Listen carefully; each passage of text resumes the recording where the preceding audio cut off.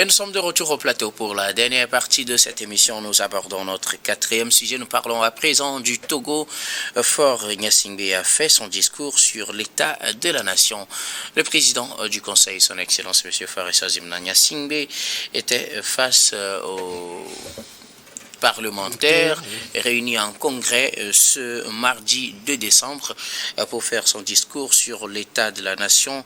Il y avait au total, selon les décomptes, 163 parlementaires, 674. Le quorum était largement atteint pour ce exercice. Occasion pour le président du Conseil de décliner les 5 sujets ou bien aborder les 5 points de son discours. Nous aurons le temps d'en parler pour aujourd'hui, en tout cas, avec nos invités, peut-être dans les prochains numéros de Regard Croisé revenir sur des aspects particuliers. Vous le savez, pour le quatrième sujet, la parole est à qui veut la prendre en premier.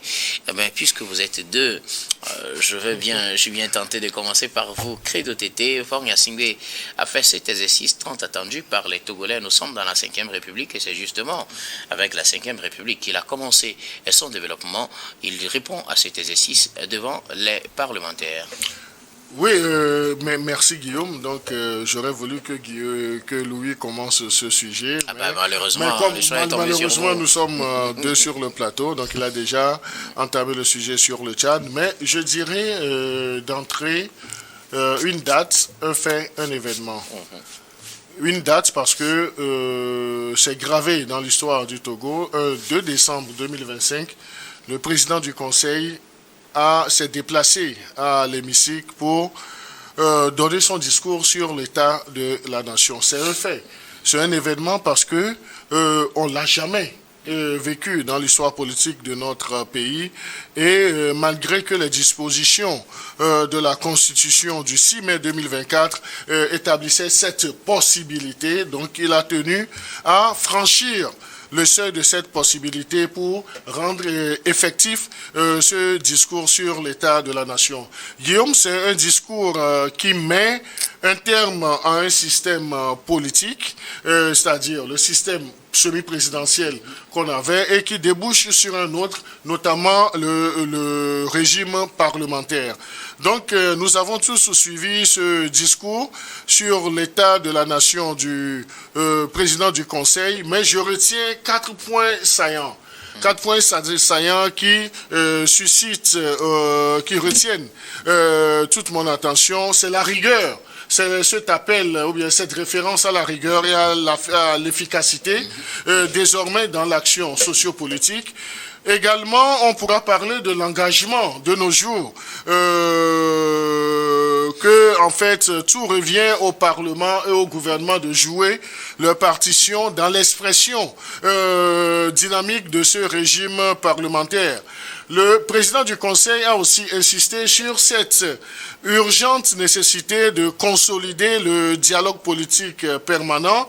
Et également, il y a un autre point très essentiel, c'est cette volonté dans les prochains jours de prendre des mesures de grâce présidentielle. Donc, il a confié cette responsabilité au ministre de la Justice avec l'ensemble de ses collaborateurs de déterminer ceux qui peuvent, nos frères et sœurs détenus qui peuvent bénéficier de cette grâce présidentielle. Et sur cet aspect, il a listé des catégories.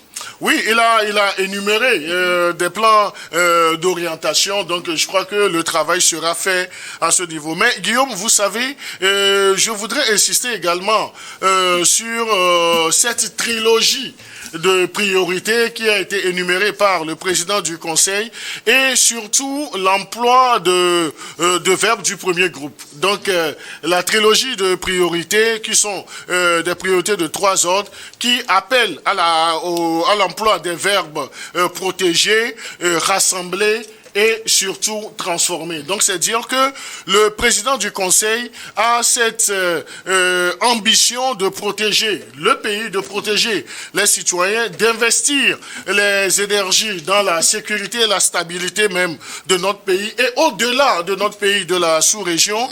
Et il a également cette envie de rassembler tout ce qui est épars.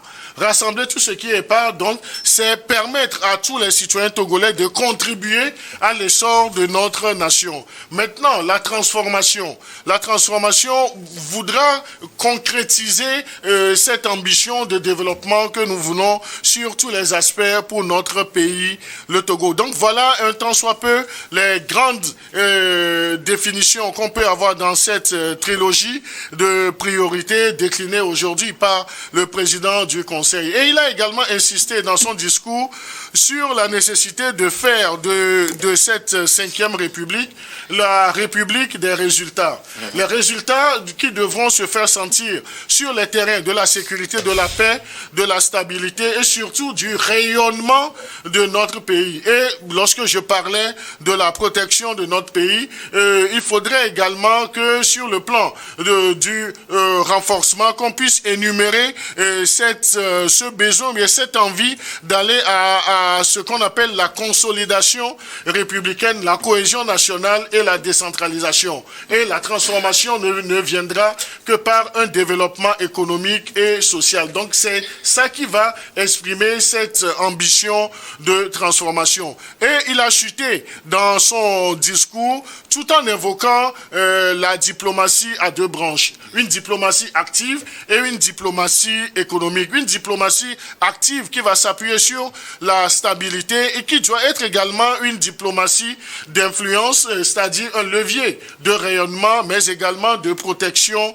des intérêts de tous les filles et fils de notre pays, le Togo. Et la diplomatie économique voudra sous-entendre le soutien des investissements à tous les niveaux pour que nous puissions au Togo dire que l'économie, c'est le vœu de tout un chacun, que le Togo puisse mieux se porter économiquement très bien. Et sans plus tarder, il a également, ça je vais réellement chuter, il a énuméré les 10 grands chantiers qui attendent son gouvernement. Et les 10 grands chantiers, on peut rapidement les énumérer dans le but d'améliorer concrètement la vie des populations en actionnant certains leviers. Merci beaucoup à vous, Credo Tété.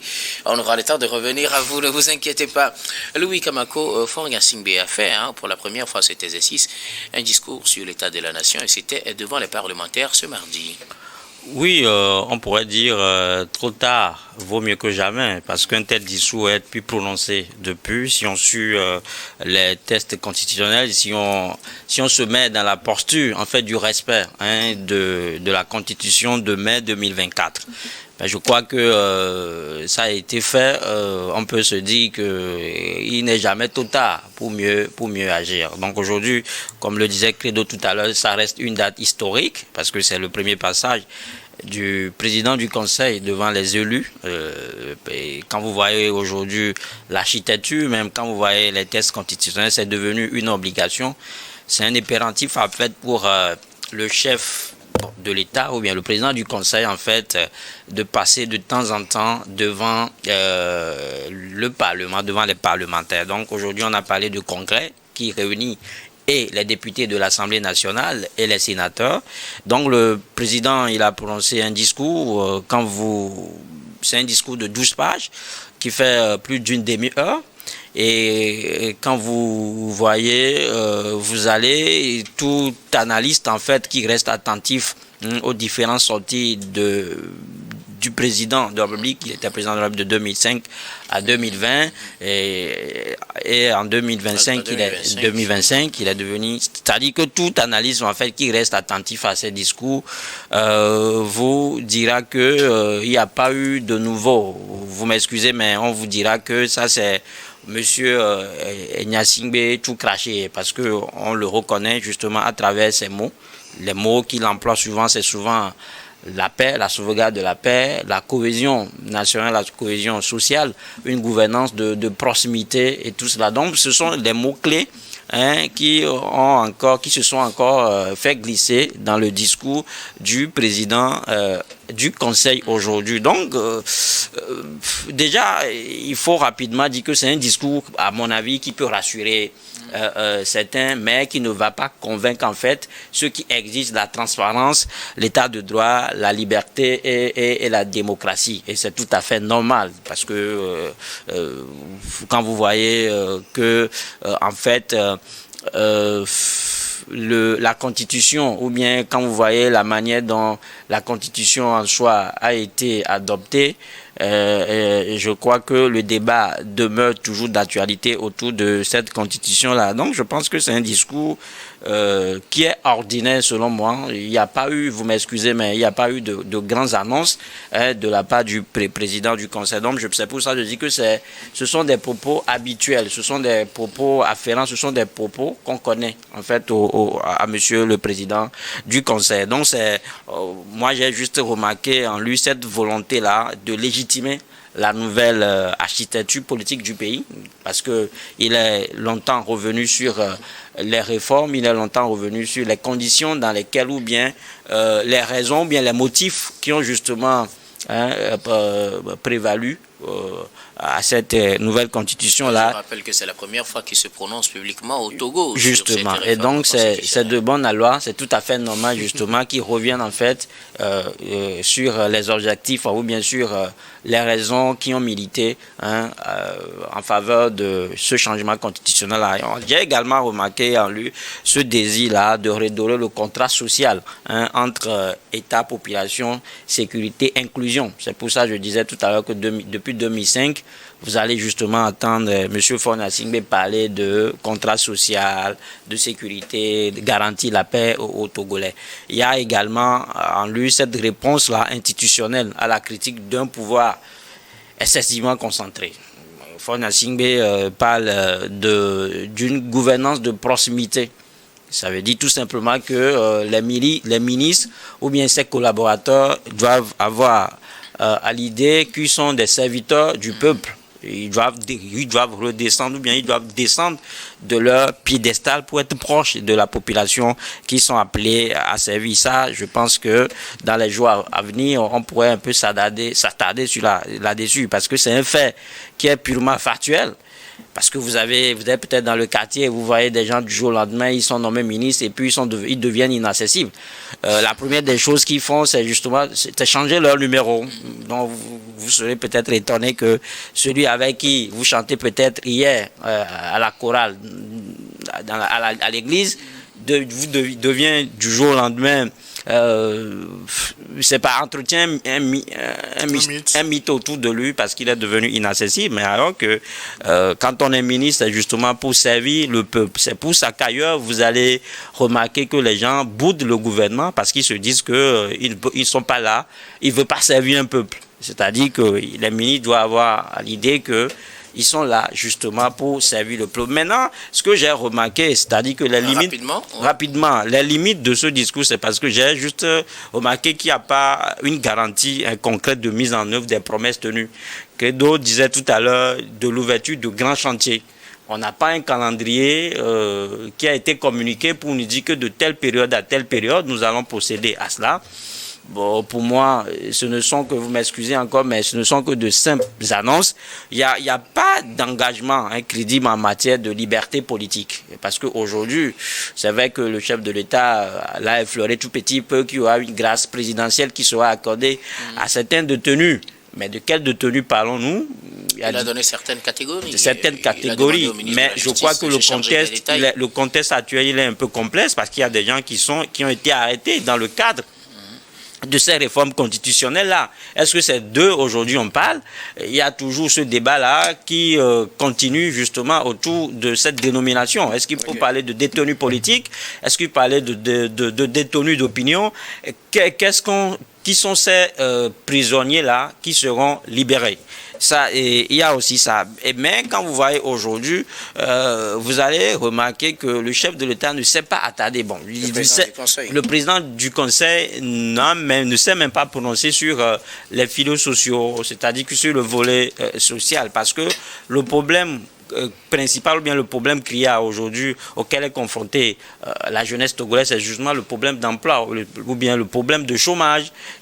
On n'a pas vu on n'a pas écouté le chef de l'État justement se prononcer sur la question. Je pense que... je reviendrai à vous. Voilà. Oui, donc, Kamako, si vous permettez, alors oui, rapidement. Alors, Credo Tété, je voudrais vous passer la parole pour un petit moment. Vous allez nous dire quelques aspects clés de ce discours qui vous ont peut-être, qui vous intéressent à commenter. Oui, non, mais moi, je voudrais rebondir un tant soit peu sur des analyses formulées par mon confrère Louis Kamako.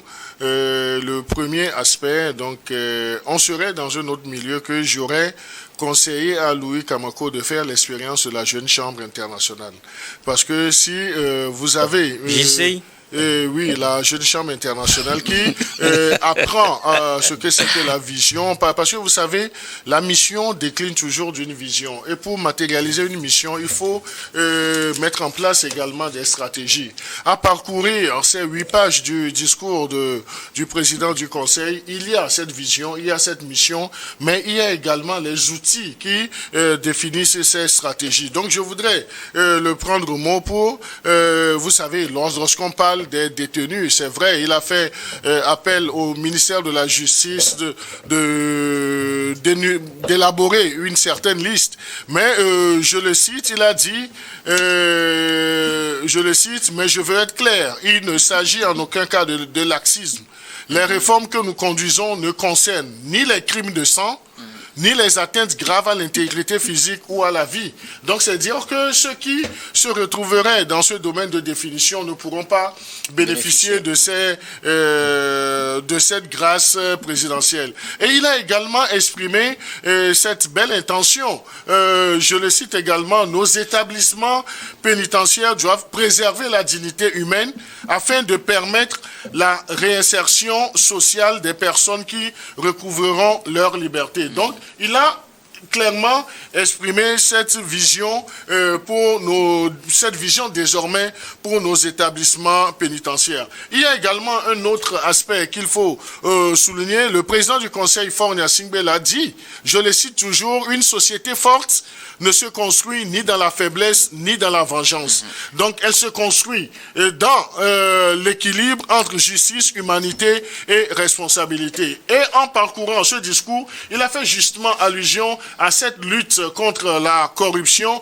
qui doit être accentuée et la méthodologie qu'il nous suggère, et je crois que c'est cette méthodologie qu'il va employer. Il dit, je le cite toujours, si la République change, la méthode de gouvernance doit aussi changer. Donc il y a l'engagement, il y a la redevabilité et la responsabilité partagée. Et concernant justement ce principe de redevabilité, il a exprimé, comme l'a souligné brièvement Louis Kamako, cette disponibilité ou bien ce devoir désormais pour les membres du gouvernement de déférer devant le Parlement lorsqu'ils sont, disons, interpellés sur des sujets. Et il a dit qu'en ce qui nous concerne, je le cite toujours, les membres du gouvernement viendront devant cette assemblée autant que nécessaire pour non seulement rendre compte, mais ajuster et corriger. Donc, c'est dire que le Parlement a son rôle à jouer, le gouvernement a également son rôle, mais le gouvernement n'est pas au-dessus du Parlement. S'il y a des ministres à interpeller sur des questions qui concernent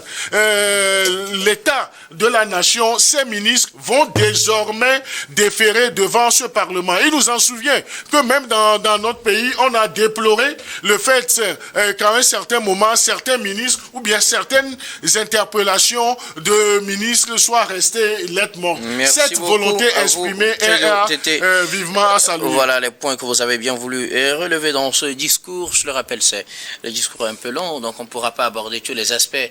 Aujourd'hui, on y reviendra peut-être dans nos prochaines émissions. C'est un discours que M. Credo maîtrise plus que la pomme de sa mère. Donc, vous aurez dû faire de lui accorder toutes les 32 minutes en fait. Mais je crois que c'est un discours, on parle de l'État, de la nation, ça veut dire tout simplement que le chef de l'État vient mettre le curseur sur les anomalies, peut-être en termes de gouvernance. Et comme je l'ai dit, c'est un discours purement politique, c'est-à-dire que le volet social ne s'est pas trop ressenti. Mais ce que j'ai remarqué, c'est ce rôle-là essentiel de l'opposition dans le débat démocratique sur lequel il est revenu. Le chef En fait, le président du Conseil dit par exemple que je cite, la démocratie ne s'accommode pas du monologue, elle s'enrichit du débat.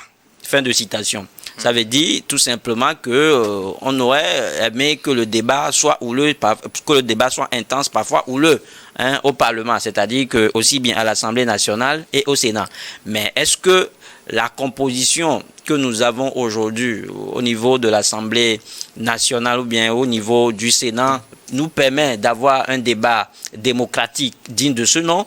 Vous avez à l'Assemblée nationale 113 députés et sur les 113, le parti au pouvoir, la mouvance présidentielle, seul en a jusqu'à 108.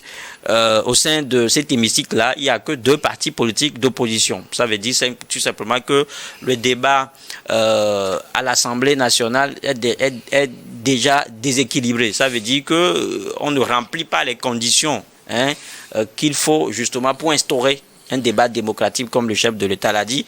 Et je crois que... Pardon? Tu vas finir par t'habituer. Ben, je vais m'y habituer parce qu'on a tellement eu habitué que...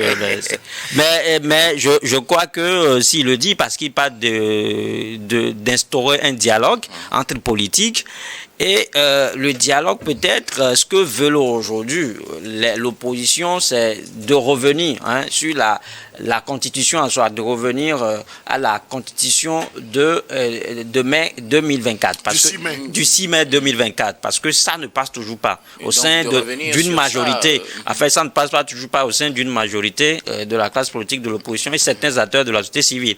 Ça veut dire tout simplement que, je l'ai dit, le chef de l'État même a remarqué qu'il y a des manquements, il y a des choses à corriger encore dans ce test-là. Dialogue, oui, mais essayons justement de rompre ou bien essayons de nous démarquer des dialogues qui ont trait à un marché de dupes. Merci beaucoup à vous tous pour vos contributions. Nous arrivons pratiquement à la fin de ce numéro de Regard Croisé, mais avant de nous séparer, notre habituel dernier tour de table, ce sera pour vos mots de fin sur un sujet de votre choix. Je commence par vous, Credo Tété. Oui, moi, je voudrais prendre en considération le souhait ou bien le vœu ou bien plus l'engagement du président du Conseil de la mise à disposition de ses collaborateurs membres du gouvernement qui vont désormais déférer devant le Parlement pour répondre aux questions dans le but d'éclairer la lanterne des populations. Je souhaite vivement que cela se concrétise. Et à l'attention de ces heureux élus, membres du gouvernement, qu'ils ne se croient pas plus intelligents que les Togolais. Ils sont au service des Togolais, qu'ils soient nourris dans le vase d'humilité, de proximité avec les populations et qu'ils soient conscients qu'ils sont au service des populations. Ils ont des obligations de résultats et il y a également ce principe de redevabilité. Ils ne sont pas plus intelligents que ceux qui constituent les populations. Qu'ils fassent preuve d'humilité, mais qu'ils fassent convenablement leur job. Et au président du Conseil, lorsqu'un ministre aura démérité, qu'il n'hésite pas à le changer. Parce que, comme il l'a dit dans son engagement, on veut une république de résultats. On n'a pas de résultats avec des égoïstes, on n'a pas de résultats avec des orgueilleux, on n'a pas de résultats avec des réseaux antagonistes qui s'affrontent autour d'un seul domaine de définition. Merci beaucoup. À vous, Credo Tété, vous êtes journaliste et analyste politique. Merci d'être passé sur ce plateau. Merci pour l'invitation. Louis Kamako, vos mots de fin. Non, mais je voudrais, dans le discours du président du Conseil, il est revenu sur un aspect que je trouve très louable, c'est-à-dire que des critiques, il s'est montré favorable aux critiques, mais dans le respect de l'autre. Et vous l'avez constaté que dans son discours, et je pense que ça fait partie également de son habitude, il a il y a ce respect profond-là qu'il affiche vis-à-vis de ses détracteurs à chaque fois qu'il veut s'adresser à eux. Et donc, je pense que c'est quelque chose qui doit être copié et également, en fait, qui doit être copié. Et par là, je veux justement qu'on arrête avec les arrestations, vous m'excusez, arbitraires. Parce qu'on a eu à constater qu'il y a des gens qui sont en détention pour leurs opinions, il y a des gens qui ont critiqué des autorités, il y a des gens qui ont dénoncé la mauvaise gouvernance et ils sont en prison. Donc si le chef de l'État se dit favorable aux critiques, Je crois que c'est pour nous dire que la liberté d'expression, la liberté d'opinion sont garanties et que les uns les autres doivent mettre fin à leurs zèle proportionnel. Merci beaucoup à vous, Louis Kamako. Vous êtes journaliste et analyste politique. Merci d'être passé sur ce plateau. Merci aussi à toi d'avoir conduit le débat avec beaucoup de finesse et de droiture. Merci beaucoup, Louis Kamako. Ça fait toujours plaisir. Alors, nous disons également merci à toutes les équipes techniques et rédactionnelles qui nous ont aidés à préparer et à présenter cette émission. Merci beaucoup à Richard Kourfanga à la réalisation, à Xavier Koudano, Richard Amédessou et Seigneur Wampa à la diffusion. Merci à Rebecca Vessou à la caméra et surtout à vous, très chers téléspectateurs, de nous avoir suivis. C'est la fin de ce numéro de Regard Croisé. Je vous retrouve demain avec le même plaisir pour un autre numéro.